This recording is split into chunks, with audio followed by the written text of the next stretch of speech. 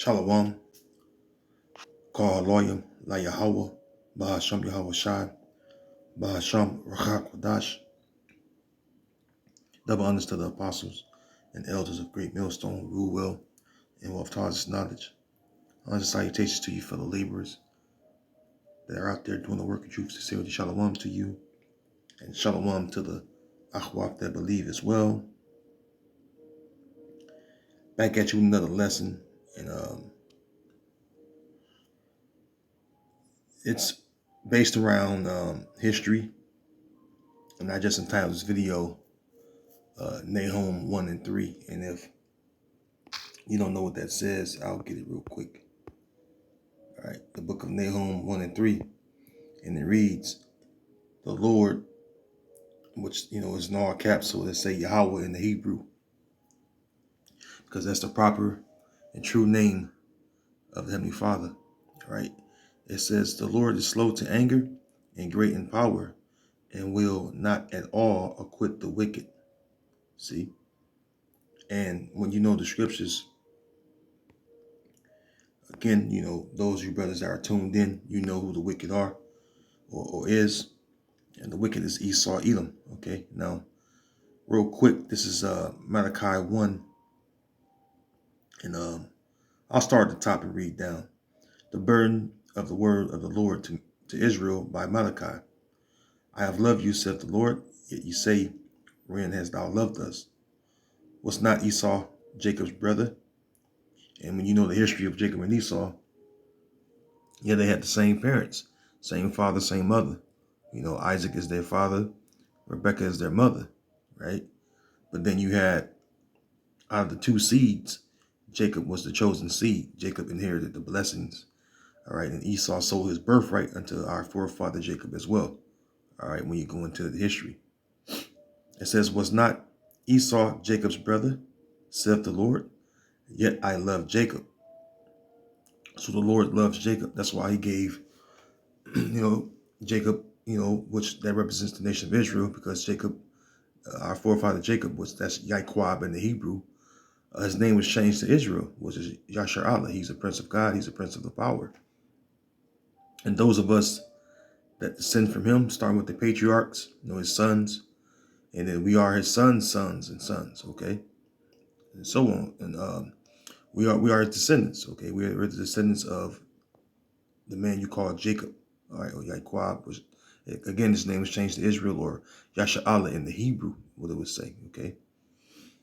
And the Lord loved them and showed them how much he loved them by giving them that covenant, all right, that agreement, all right, going back to the promise of Abraham, okay, that the Lord would bless the seed of Abraham, all right, which would be Isaac, and then it passed on down to Jacob, okay. So the Lord loves Jacob, all right. Verse 3, and I hated Esau. Esau was created, all right, to be the wicked. And I'm going to prove it when I read down to the 4th verse, okay. Yeah, Esau is the fraternal brother of Jacob. They were twins, right? Not identical, but just fraternal twins, okay? You go to Genesis 25th chapter to tell you that Esau came out red all over like a hairy garment because he lacked pigment or melanin, okay? And that's Esau, Edom, all right? Which will be the so-called white man today. All right, he's not white, he's red, okay? It says, and I hated Esau and laid his mountains and his heritage waged for the dragons of the wilderness, which the Lord is preparing Esau for that, okay? For that, waste, okay? And the wasters are going to be the missiles, okay? So the Lord he's going to waste Esau, all right, soon. Verse 4, here's the point. Whereas Edom saith, we are impoverished, but we will return and build the desolate places. Thus saith the Lord of hosts, they shall build, but I will throw down, and they shall call them the border of wickedness. See? Because anywhere the Edomites go, they bring wickedness, man. Okay? It says, and they shall call them the border of wickedness, and the people against whom the Lord hath indignation forever. Yeah, because Edom was created to be an adversary, man. He was created to be the enemy, all right, of all things, man. Including the Most High. okay? And the Most High's children, man. All right, so without any further ado, let's go to the article. And the other day, I was, excuse me, I was listening to one of the elders' video, and I had just got done reading this article, right? Spirit jumped on me to go into history, and I was listening to Elder Yashawama's video. He was going into breeding, and I had just read this article before I had watched that lesson. And I was like, man, it's a spirit. I got to bring this out in case brothers out there that some of the Akim may not know about this, that may be just waking up. So, in which the elders' video was beautiful. I was riding down the road, doing my last load, and I always listen to the elders and the apostles and bishops and brothers' videos as I'm riding, to keep me occupied as I'm driving down the road. So this is an article of history. It says America's breeding farms, because the elder Yashawama was going into this history too, by the way. But a part of that history I'm going to highlight, which is this breeding farms. And he spoke about the breeding farms, and one of the most diabolical parts of the breeding farms, though, that I want to focus on is, the elder went into the way that they was, breeding Judah, and of course they did it to other tribes. Don't make no mistake, man. Hey, the Willie Lynch letters, they was passed through all the Edomite slave owners, all right, to know how to govern their slaves, all right. So, and that went from North, Central, and South America, okay, wherever the Israelites were. They was using the same tactics on all the tribes, okay. So it's not just applying to Judah. It's just because Judah is the lead tribe, and they did a lot more to Judah being the head, okay. So I'm going to read the article, let you just hear for yourself. And Lord willing, this video was edifying too, by the way. That's the main thing. If my videos are not edifying, let me know, because my intention is to, edify. All right. And if I'm not doing a good job of that, let me know. If my video's not edifying, let me know. Leave a comment, leave a message on the comment board, let me know, because I'll do my best to give you the best edifying videos that I possibly can through the Spirit, and I want to know if you're being edified. It says America's breeding farms: what history books never told you, and this is true. This is the deep dark part, right? You see the the Judite woman right here. She's you can look in her eyes and tell that she's under duress or distress, and in this article, you're going to see, all right, the painting matches, the events that was going on to, these women, all right, which are so-called black women, tribe of Judah. All right, it says in 1808, America banned the import of slaves from Africa and the West Indies. The impact on actual slavery in America was almost non-existent, which what they say, the impact on actual slavery in America was almost non-existent. The impact of slavery in America is the most impactful part about America being built up. All right. It says there was still some limited smuggling of slaves, but the majority of new slaves in America came from what Professor Eric Foner called natural increase. It says one could reasonably ask why ban slave imports and not slavery itself.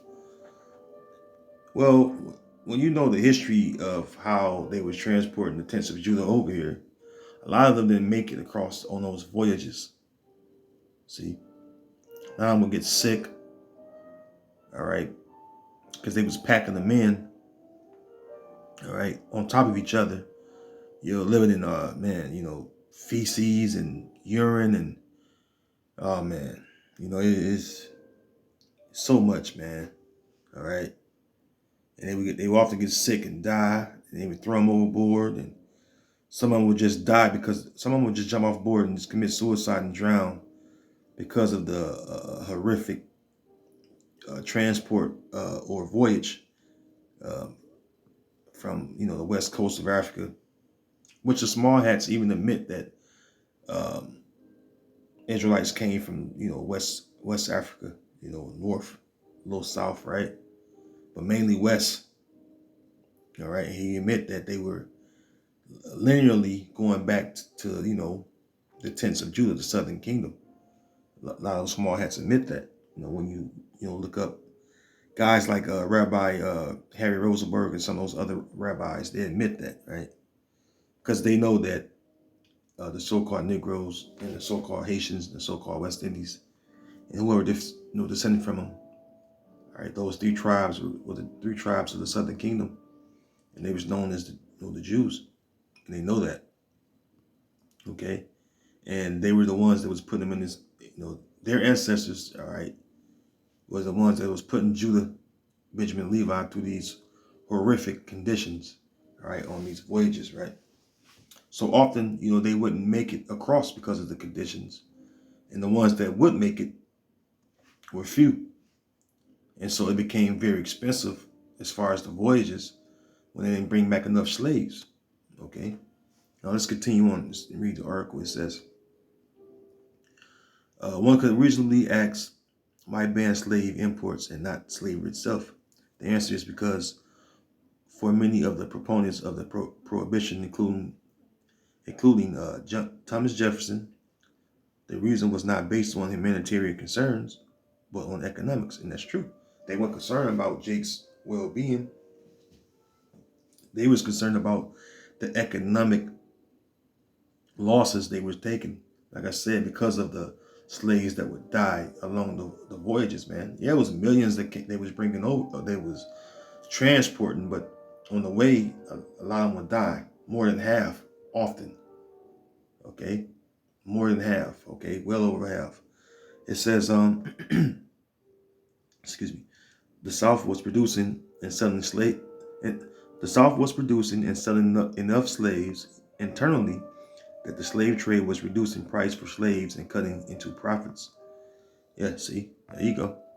In 1819, another act was passed allowing U.S. ships to not only patrol its own shores, but the coast of Africa in an attempt to stop slave ships at the source. See, and this goes hand in hand with Joel, man. All right, this goes hand in hand with Joel, which the elder brought out, which he was absolutely correct on that, man. And this is something that they hate to talk about. Joel 3, I'll start at the top. Joel 3 and 1. For behold, in those days and in that time, when I shall bring again the captivity of Jerusalem, of Judah and Jerusalem, I will also gather all nations, and will bring them down into the valley of Jehoshaphat, which is Yahweh Shabbat, Yahweh's decision, and will plead with them there for my people and for my heritage Israel, whom they have scattered among the nations and parted my land. And to this very day, our land is parted. You have so-called Arabs, which are mainly of Ishmael. You have so-called Africans, which they come from Ham, and then you have those small hats, some Amalekites, that come from Esau, Edom. All right, excuse me. All right, Esau, Edom, which they're the ones that are over there in the land right now, right, the land of Israel. Okay, and that land belonged to the 12 tribes of Israel. Okay, and they know that. The whole world knows this. See, matter of fact, which proves that Edom, because Amalek goes back to Edom, okay, and the Amalekites are Edomites still, okay, but this proves that they have taking the Lord's land, all right, and claiming for their own possession, right? This is Ezekiel 36:5. It says, therefore, thus saith the Lord power, surely in the fire of my jealousy have I spoken against the residue of the heathen, and against all Idumea, which have appointed my land into their possession, with the joy of all their heart, with despiteful minds, to cast it out for a prey. See? Idumea. Now, somebody will say, well, it says Idumea. Well, you have to know how to look up words, which we've been taught to look up words. And you see right there, before I click on this, it says Edom right here. All right, it says Edom right there, right? Now we're going to click on, okay, Idumea, see? Edom, all right, which is how you pronounce this, Adawam. See, and it means red, because Esau came out red, Genesis 25. All right, let me get that real quick. Genesis 25.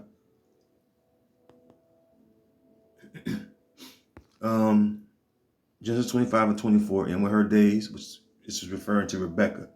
All right, Isaac had put his seeds, all right, in Rebecca, which again they were twins, right? And this is when the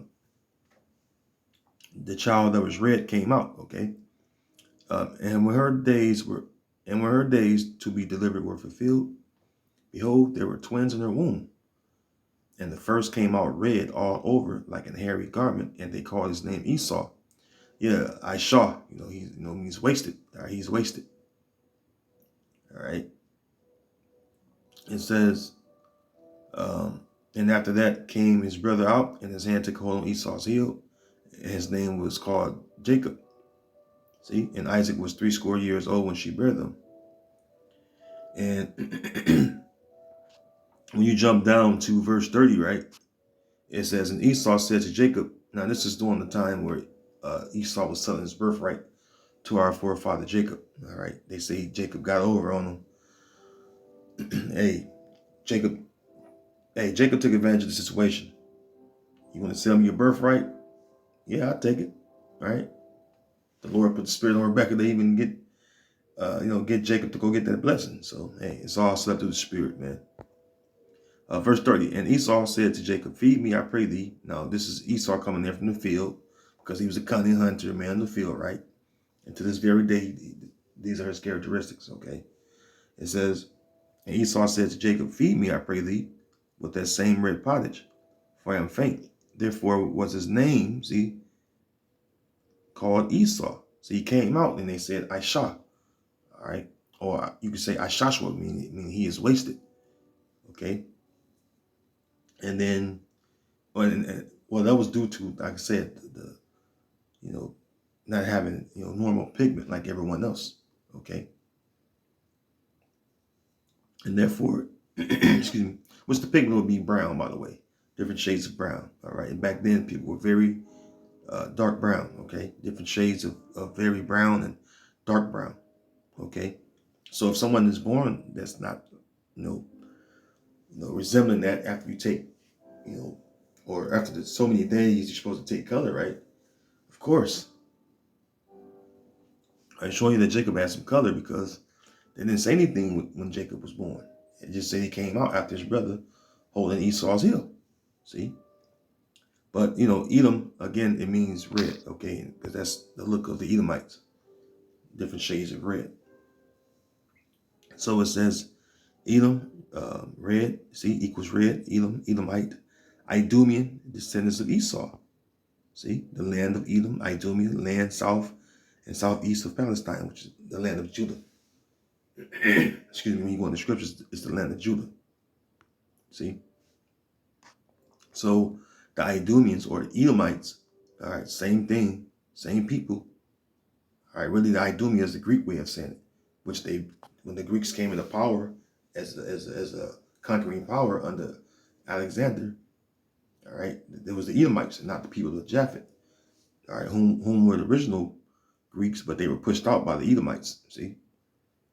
Which like I said, they go back to Japhet. But anyways, let's continue. Let's stay on subject. All right, kind of got in a little history, a little bit of Esau, right? But let's stay on subject. On topic, because again, the Edomites were doing this, all right, to the tents of Judah. Okay, so they were cutting profits, meaning to save money. Okay,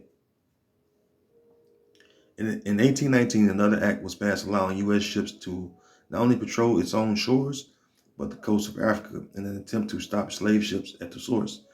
Which, that's not true. Why would they stop slaves from coming in? The more slaves you have, the more money you have. Because slaves make you rich, man. It's you're gonna turn down money, just free money. And if it costs you a little something to make a lot of something, you're gonna turn it down. And you make that make sense. All right. I'm not speaking about the love of money. I'm just speaking about if you're able to make money, because money is the help. All right. But if you're able to make money, a lot of money with spending only a little money, that only makes sense. You're maximizing your profits. So why not take on slaves that are brought over, all right, and maximize, that potential profit that you can make off those few slaves, even, okay? Because that's what Esau was doing. All right, so I had to word it that way so you understand. It says, not for concerns about ending slavery, but in protectionism for American slave owners. Everything was contingent on the fact that there was a self-sustaining population of about 4 million slaves in America at that time. Now, one thing I didn't finish reading, which I'm going to go back to, was Joel. Because again, this is not only Joel, but this is that goes into Deuteronomy 28 and 68 as well. All right. Joel 3:3. And they have cast lots for my people, and they have given the boy for an harlot, and sold a girl for wine that they may drink. You go into history, they were actually doing that. All right. Alcohol, all right, was a very big thing. All right. Wine and spirits, alcohol, same thing. It was a big thing during the transatlantic slave trade.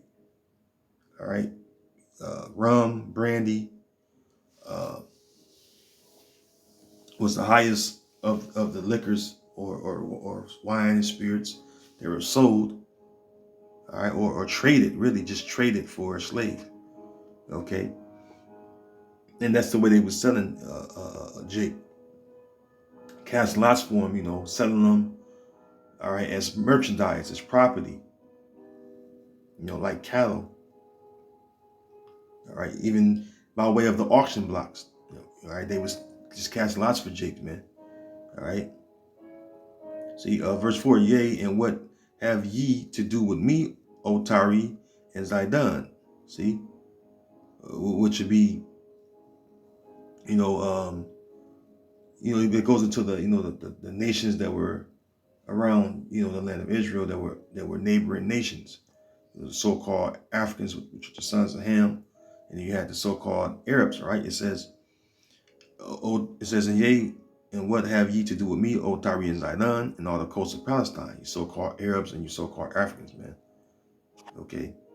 Will ye render me recompense? And if ye recompense me, swiftly and speedily will I return your recompense upon your own head. Because when the time comes, the Lord is going to judge you, you heathen, for what you've done to not only the tents of Judah, but to all the tribes.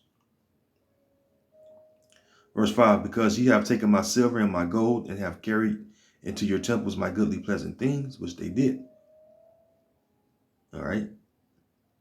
Verse 6, the children also of Judah and the children of Jerusalem have you sold unto the Grecians, which that goes into the Edomites, man. All right. When you go in the scriptures, there are two types of Grecians. All right. You have the ones in the New Testament, which a lot of times is referring to those Hellenized tents of Judah. Judah, Benjamin, Levi, the Hellenized, Jakes or Hellenized Jews. All right, that were called foreigners. Okay. And this particular instance right here is talking about the actual Greeks, all right, which were the Edomites. Okay. It says the children also of Judah and the children of Jerusalem have ye sold unto the Grecians, that ye might remove them far from their border. See? Behold, I will raise them out of the place whither ye have sold them, and will return your recompense upon your own head. And if you take them from the west coast and north and a little south of the land of Ham, what you call Africa today, that is removing them far from their border, because Israel will be the border, all right, the land of Israel. See? So continuing on, this is during that on. I read that because this is during that time period, okay? All right, as a matter of fact, let me get Deuteronomy 28, which the small hats even openly admitted that, yeah, it applies to the transatlantic slave trade, okay? And the transatlantic slave trades, the transatlantic slave trade was vast. It was not only selling the tents of Judah, but northern tribes of Israel that came from the Americas as well, all right? Some of us over here were taken from over here to back to the other side of the world. So, and that's the history. When you look it up, Deuteronomy 28 and 68. Now, this is a curse, right? Remember the 15th verse says that if we didn't hearken unto the voice of the Lord our power, to observe and to do all his commandments and statutes which he commanded us, that all these curses will come upon us and overtake us. And they did, right? Now, verse 68 says, and the Lord shall bring thee into Egypt, which represents bondage, all right, the house of bondage, again with ships, all right, by the way whereof I spake unto thee. Now, the ships were the slave ships. The only people that were transported by slave ships, all right, were the Israelites. And these are prophetic events that happened. Remember, this is going back to the time of Moses, all right, where the Lord told the children of Israel through Moses what would happen to us if we didn't hearken and obey, man. So this is something that was told roughly 3,500 years ago, man, or maybe a little more, right? Somewhere between 3,600 years ago. This was told, all right, to our ancestors, and it actually came to pass. This is how you know this is a prophetic book. This is how you know this is a living book. See? Seek ye out the book of the Lord, read. No one of these shall fail. Talking about the prophecies. Okay? Because the Lord's word will not return unto him void, man. And this is what he told Moses, and this is exactly what happened and took place to all the tribes, okay? It says, and the Lord shall bring thee into Egypt again with ships, by the way whereof I spake unto thee. Thou shalt see it no more again. And there you shall be sold unto your enemies for bondmen and bondwomen, and no man shall buy you. And when you go into bondmen and bondwomen, all right, you go into that on Google, even it show you images of Israelites, man. Now, okay, here we go. All right, there we go. Matter of fact, let's see. I want to show you by looking up on Google.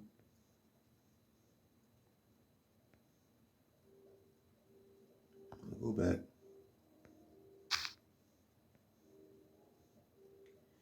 Okay, let's go web search. Bond men, bond women.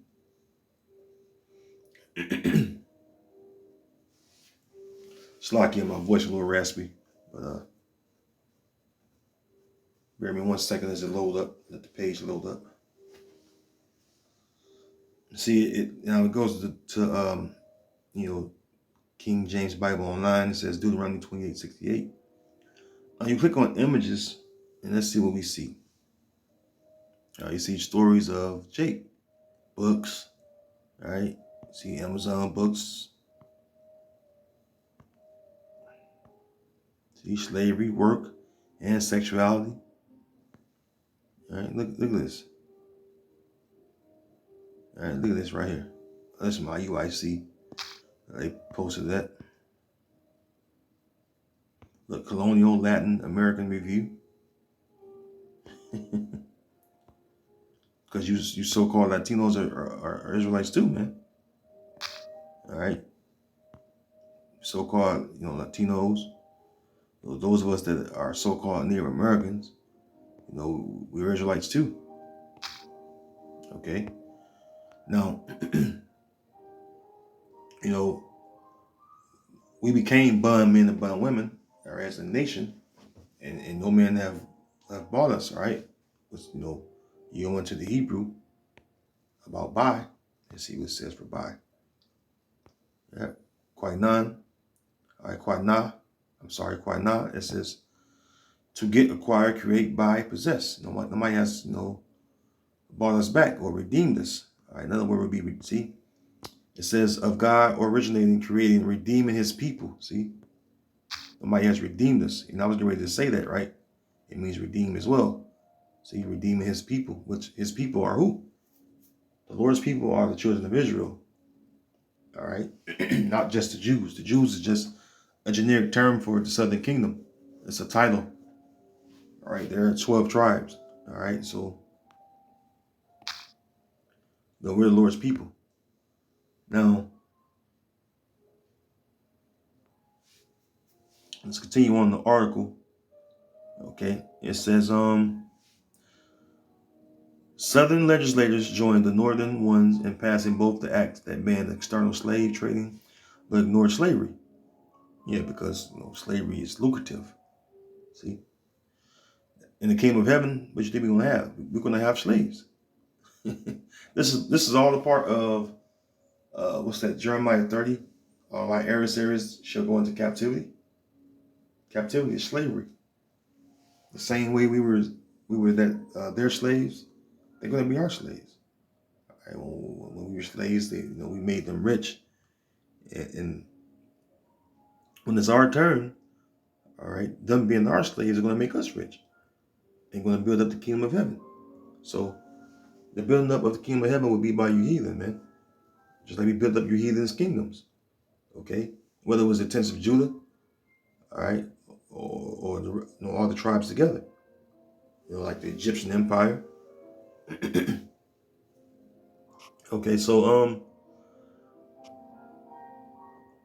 continuing on, it says most of us are aware that slave owners, let's get to this one, right? Most of us are aware that slave owners often bred their slaves to produce more workers. We are taught almost nothing about the breeding farms whose function was to produce as many slaves as possible for the sale and distribution throughout the South to meet their needs. Two of the largest breeding farms were located in Richmond, Virginia, and the Maryland Eastern Shore, which I believe that'd be like the DMV area today, if I ain't mistaken. Excuse me. It says, as far as cities I've never lived in, I spent as much time in Richmond, Virginia, as anywhere. I traveled there multiple times a year, often for a few days or a week at a time.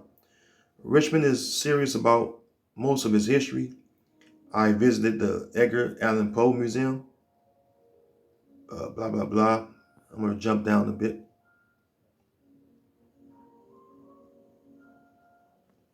I'm going to jump to the point. Okay.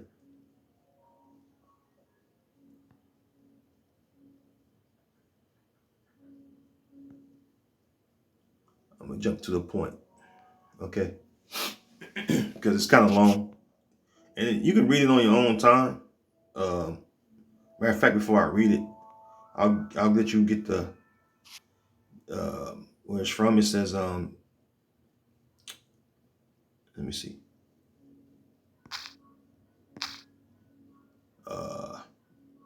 Okay, William Spivey.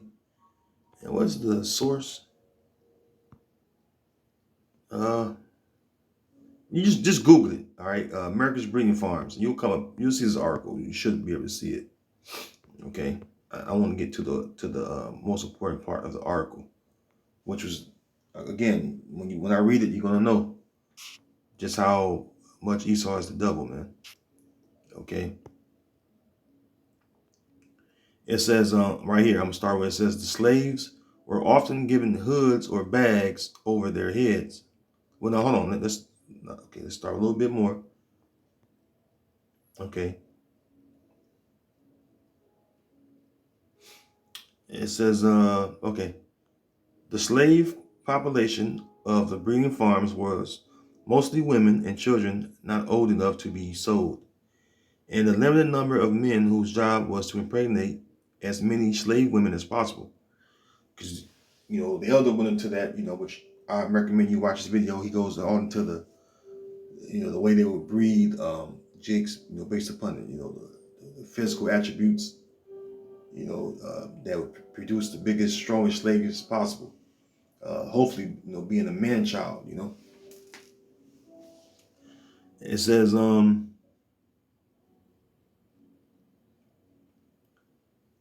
the slaves were often given hoods or bags over their heads to keep them from knowing who they were having forced sex with. See, they forced this upon them, right? Let me read that again. The slaves were often given hoods or bags over their heads to keep them from knowing who they were having forced sex with. It could be someone they know, perhaps a niece, aunt, sister, or their own mother.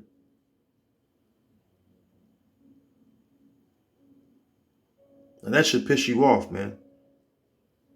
It says the breeders only wanted a child that could be sold. Now, when you go on, now this show you, man, see, um, a mother's sister, I believe it says. Bear me 1 second, man. This is wickedness, man. Oh, man. Oh, man.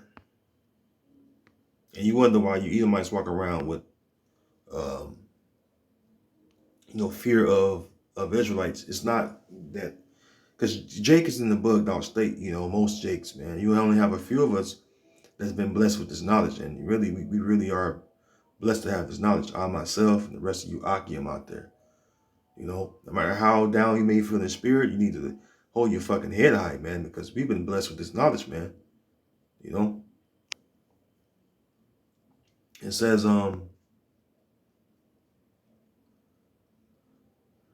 this Leviticus meaning law, by the way. Leviticus 18:6. None of you shall approach to any that is near of kin to him to uncover their nakedness. I am the Lord Yahweh. See? So I want to run through a few of these, man, and let you know how Esau was just totally being wicked. Because he knew what he was doing, man. Let me read that. Well, I'm going to come back to the article. Let me read this first. Because remember, let me get it. See, it says it could be someone they know. Let me highlight this.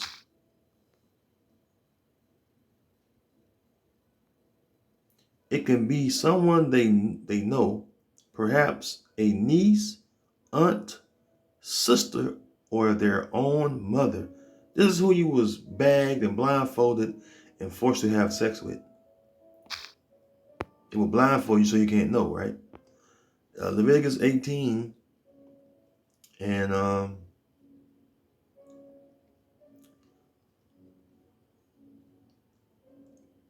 started 8. The nakedness of thy father's wife shalt thou not uncover. It is thy father's nakedness. The nakedness of thy sister, the daughter of thy father, or daughter of thy mother, whether she be born at home or born abroad, even their nakedness thou shalt not uncover. See? So what they would call your half sister. If you got the same father or the same mother, you're siblings. You don't have any dealings as far as intercourse with each other. All right, that's wicked. All right, that's evil, man. That's a wicked, filthy thing. It says, where I'm at, verse 10, the nakedness of thy son's daughter, or of thy daughter's daughter, even their nakedness thou shalt not uncover, for theirs is thine own nakedness. See, you don't deal with your daughter's daughter. All right, you don't deal with your son's or your daughter's daughter. See, verse 11, the nakedness of thy father's wife's daughter, begotten of thy father, she is thy sister. Thou shalt not uncover her nakedness. So even if she have a different mother, but same father, still, man, that's your own near kin. See, thou shalt not uncover, verse 12. Thou shalt not uncover the nakedness of thy father's sister. She is thy father's near kinswoman. See, neither you touch your father's sister. Verse 13, thou shalt not uncover the nakedness of thy mother's sister, for she is thy mother's near kinswoman. Now, what does it say again? It could be someone, let me highlight that again. It could be someone they know, perhaps a niece, aunt, sister, or their own mother. And you mean to tell me that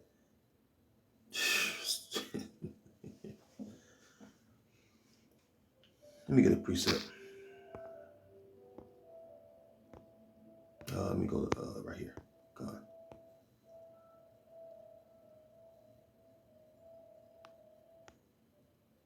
You know, this is how we vent through the scriptures.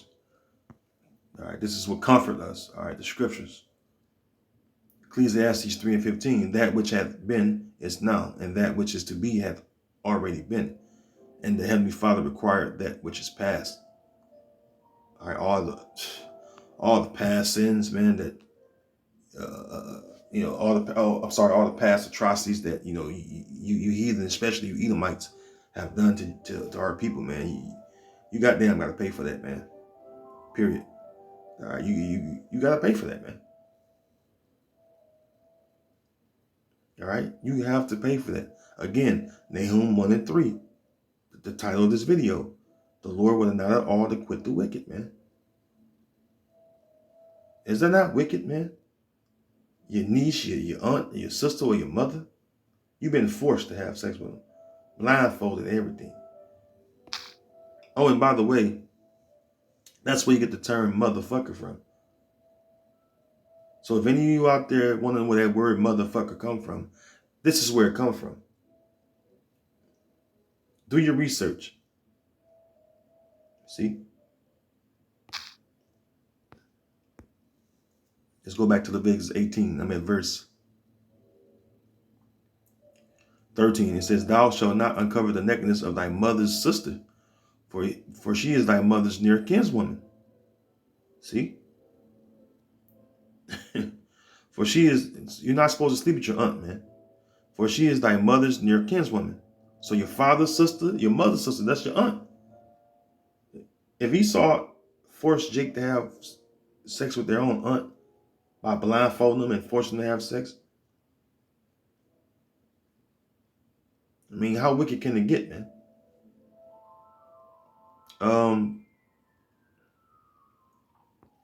Your own niece, come on, man. It mentions that, Let's see here. I'm gonna jump down.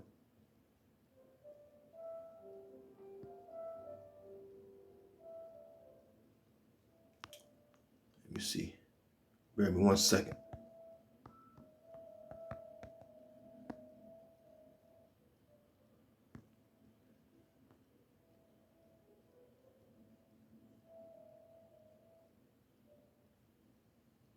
Okay. I missed one, the mother. I went a little too far, Shalakia. Leviticus 18:7, I had to jump back, Shalakia, because I know I missed the mother. The nakedness of thy father or the nakedness of thy mother shalt thou not uncover. She is thy mother. Thou shalt not uncover her nakedness, man. Hey, man. So someone has to pay for that, man. And that someone's going to be you Edomites, man. Okay?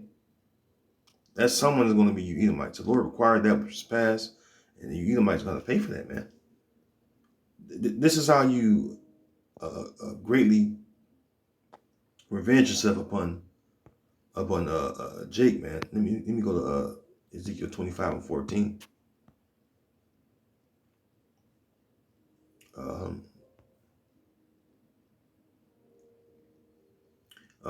Ezekiel 25:12. Thus said the Lord power, because that Edom had dealt against the house of Judah by taking vengeance and had greatly offended and revenged himself upon them, right? Because that's a great offense, man. That's greatly offending, all right, the house of Judah. See? And you wonder why, you Edomites wonder why you walk around saying, oh, you look like so and so, you look like such and such, and man, you could be so and so brother. More than likely, they are brothers. They, they're more likely the same ones that was a part of these breeding farms. You wonder why so many Israelites look just like each other? It's called breeding farms. You were forced to have sex with your mother, forced to have sex with your sister, forced to have sex with your aunt, forced to have sex with your niece by force. Let me look this up real quick, in case you don't know what forced means. Forced, all right. It says, let me get all of it right. Obtained or imposed by coercion or physical power. All right, similar to enforced, compulsory. Let's see.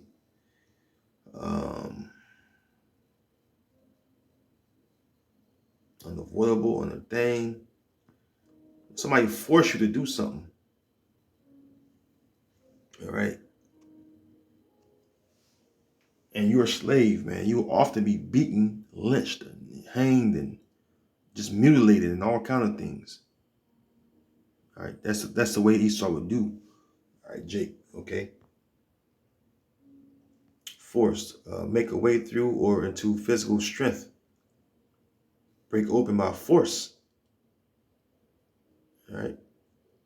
Drive or push into a specified position or state using physical strength or against resistance.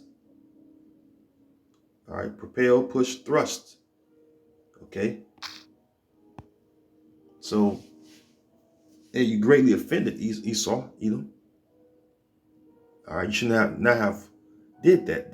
When the scriptures speak about forwarding the affliction, all right, because that's Zechariah 1:15. It says that they helped forward the affliction. All right. When you look up, let's go to it. For the affliction. I believe on the NLT it gets a little. Let's see. Yeah. Come. Zechariah 1:15 on the NLT. But I am very angry with the other nations. All right, the heathen. They are now enjoying peace and security. See, they relaxed. They had ease. Lamentations 2:15 come to mind. Certainly, this is the day that we look for, right? You're at peace and safety or peace and security right now because you don't have to go through the curses that we are going through. But Deuteronomy 30:7, the curses are coming upon you, heathen. It's starting to take place though. The Lord's getting ready to judge you, heathen, man. It says, but I am very angry with the other nations that are now enjoying peace and security. I was only a little angry with my people, but the nations inflicted harm on them far beyond my intentions. See?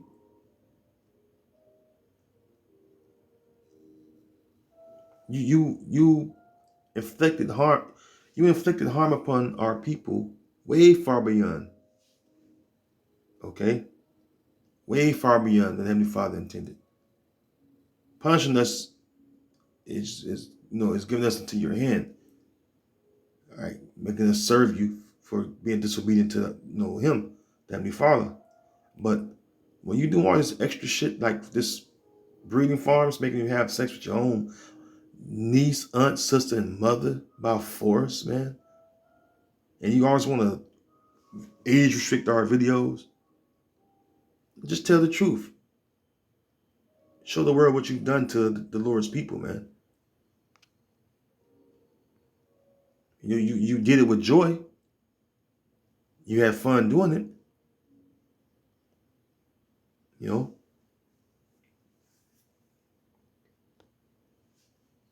did the crime, you're going to do the time, man. That's why the Lord has prepared Edom to the most man, the most, the most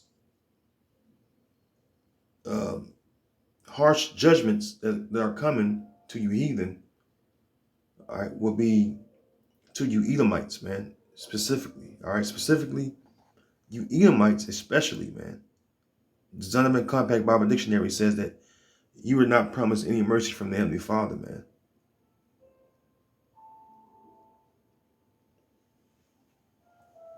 In James 2 and 13, he should be judged with mercy. Let me get that, man. I don't want to butcher it. Let me just read it. James 2 and 13, there will be no mercy for those who have not shown mercy to others. See?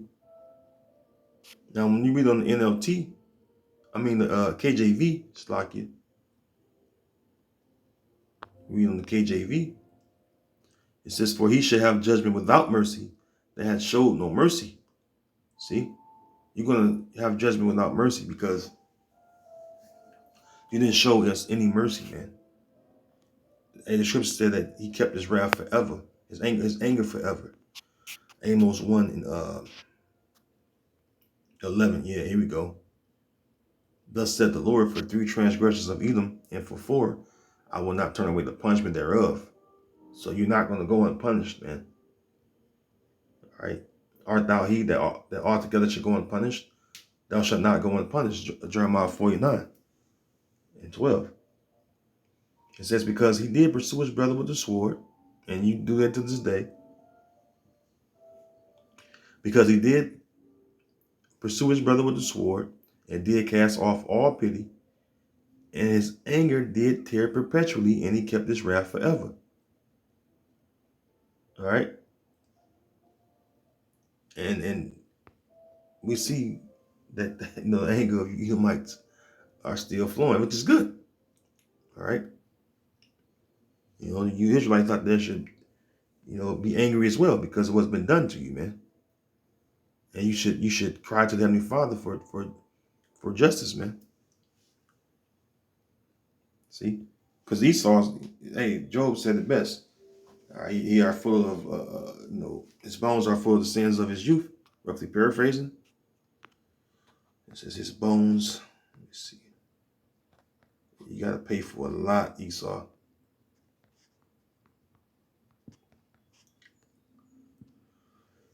Excuse me. In Job 20:11. It says his bones are full of the sin of his youth, which shall lie down with him in the dust, because hey, that's what's going to happen to you, man. The Lord is going to turn your society into dust, man. All right, Babylon the Great will be dust, It will be no more inhabited again. And rightfully so, man. All right, but I'm going to end it there, I want to say, Lord willing, you were edified, because this is going to happen, all right? Matter of fact, I'm going to leave you with this.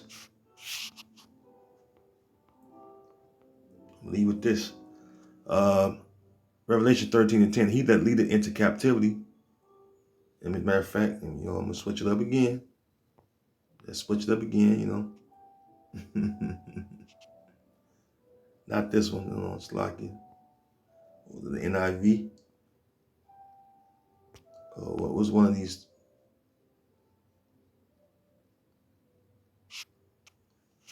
Yeah.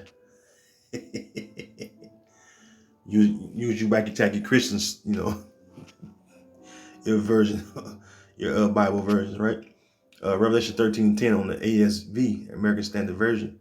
If any man is for captivity, and into captivity he goeth.